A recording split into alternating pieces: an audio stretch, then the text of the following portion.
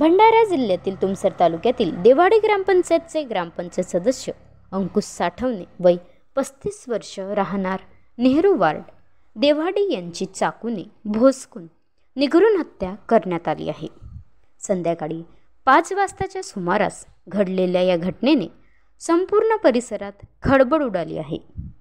माहितीनुसार मृतक अंकुश साठवणे आणि आरोपी रामेश्वर उर्फ मुन्ना बिरनवारे हे जीवलग मित्र होते.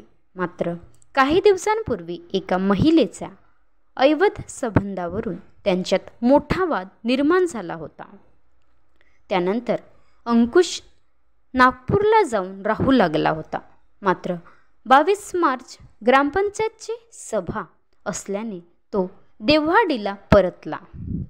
या दोघांमधील मैत्रीचे संबंध वडिलांना माहीत असल्याने 23 मार्च रोजी मृतकाच्या वडिलांनी दोघांमध्ये समझोता घडवून आणण्यासाठी आरोपी मुन्नाला आपल्या घरी बोलावले. समझोत्याची चर्चा सुरू असतानाच मुन्नाने अचानक त्याच्यासोबत आणलेल्या चाकूने अंकुशवर सपासप वार केले. गंभीर जखमी झालेल्या अंकुशचा जागीच मृत्यू झाला, तर बचावात आलेल्या त्यांच्या पत्नीला देखील चाकूचा घाव लागला. घटनेची माहिती मिळताच तुमसर पोलीस घटनास्थळी दाखल झाले.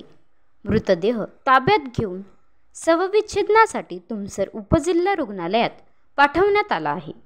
दरम्यान आरोपी मुन्ना बिरनवारे हा हत्येनंतर फरार झाला, परंतु काही तासातच आरोपीला अटक करण्यात पोलिसांना यश आले आहे.